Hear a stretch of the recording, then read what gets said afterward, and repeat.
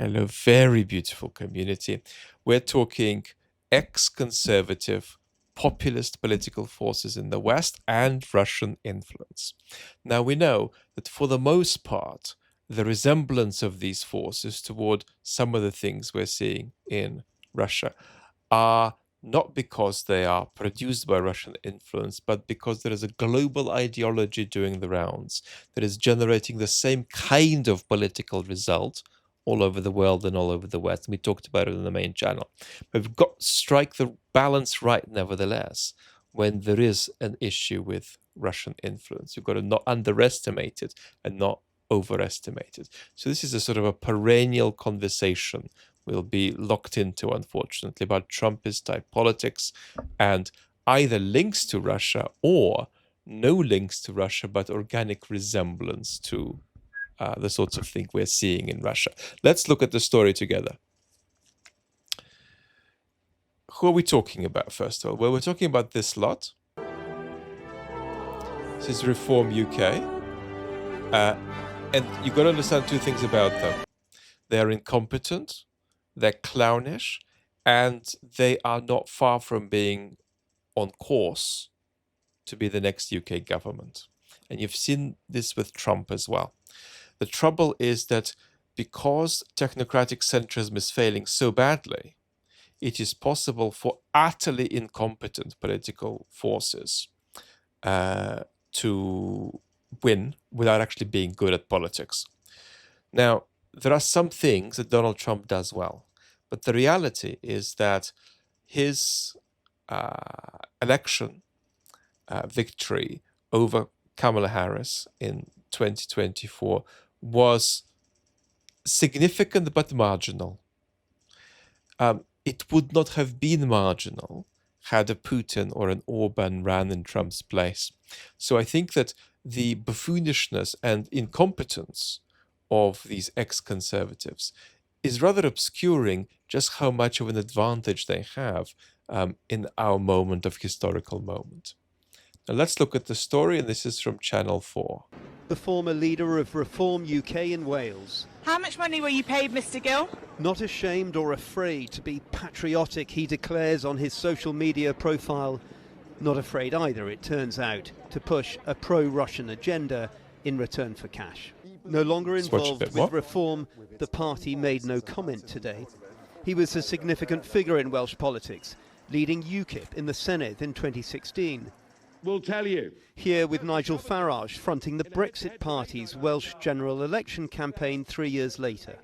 Westminster, for too long, has had their cosy little way of doing things. But this investigation focused on his time as a member of the European Parliament.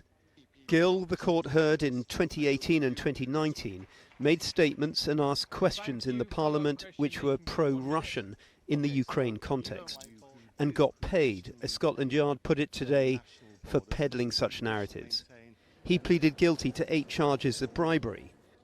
The head of the Met's counter-terrorism command called it a case which goes to the heart of our democratic values. Now let's do a good written source for the story. We'll take it from the Financial Times.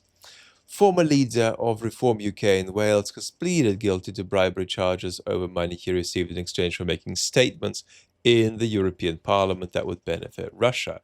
The Old Bailey heard that Gill had received payment from former Ukrainian politician Oleg Voloshin to make statements about events in Ukraine that were favorable to Russia. Gill admitted 8 counts of bribery.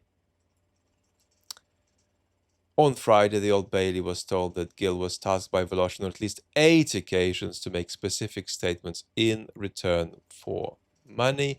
Gill denied 1 charge of conspiracy to commit bribery. The prosecution is no longer pursuing that conspiracy charge.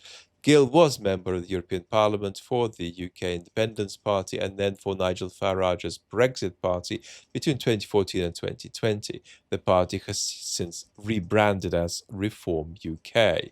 Reform UK declined to comment. People familiar with the matter said that Gill was not a member of Reform UK and has not been involved with the party since 2021. In 2021, Gill was announced as the leader of reform in Wales and ran its campaign for the Senate election. He quit the party shortly after losing the election, Reform subsequently said.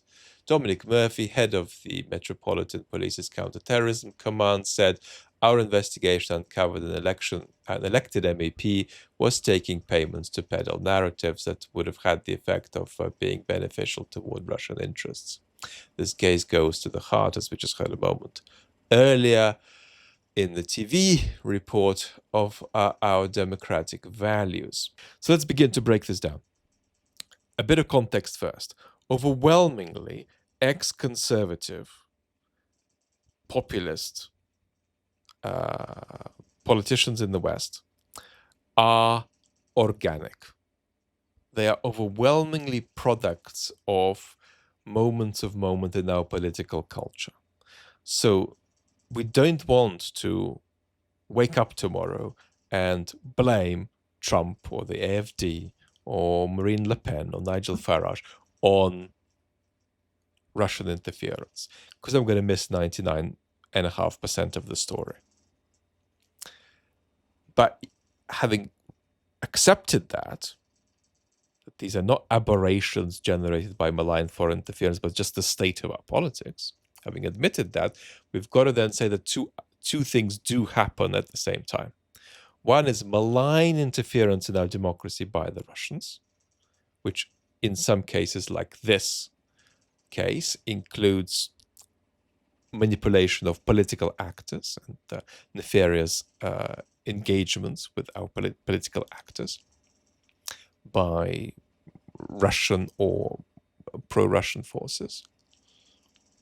But the second thing you've got to realize is that there's also a degree of natural convergence and interpenetration between our post-conservative, ex-conservative, authoritarian populists and the Russians.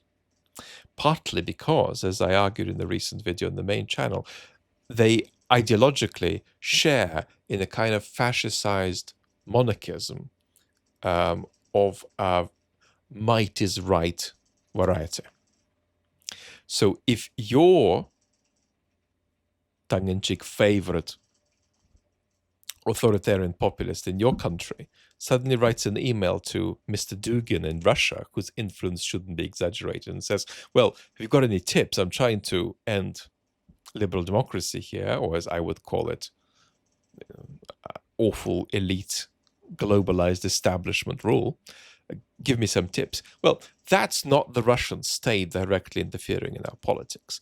That's a kind of ideological interpenetration that we've got to watch out for, but categorize separately. So we've got an overwhelmingly organic process, but we've got two other dynamics: Russian interference and a degree of convergence between ex-conservative politicians in the West and Russians or authoritarians around the globe. The next question we've got to ask is, are Reform UK Trumpists? And a good way into that conversation is to ask if they're post-truth. Now, don't forget, there's a difference between liar politicians and post-truth politicians. Liar politicians obscure the difference between particular truths and lies. Post-truth politicians, of course, lie, but they're not liars, because what they try to obscure and destabilize is the very difference between truth and lies in general.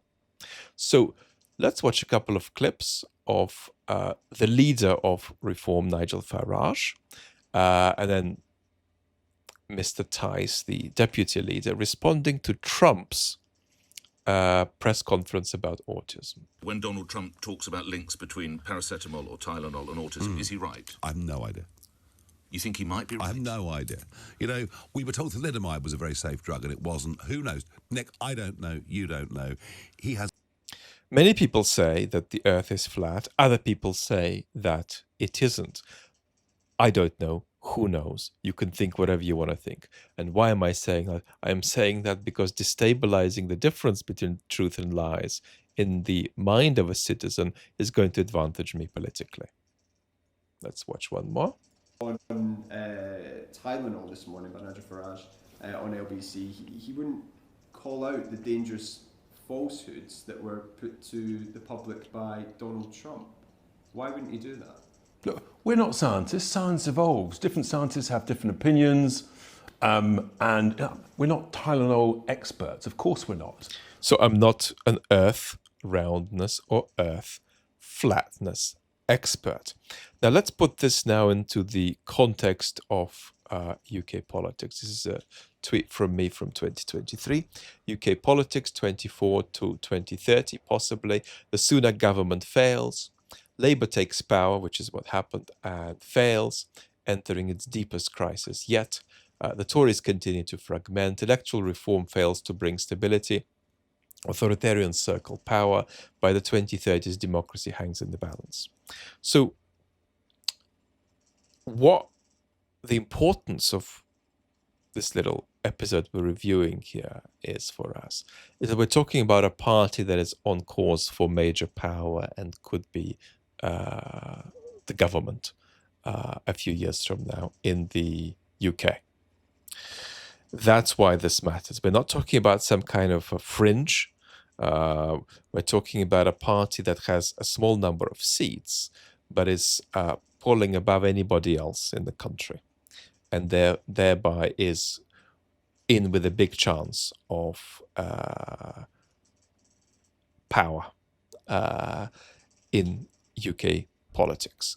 And that might be shocking to UK citizens because they're used to a two-party system dominated by Labour and the Conservatives. But this is a rapidly changing world.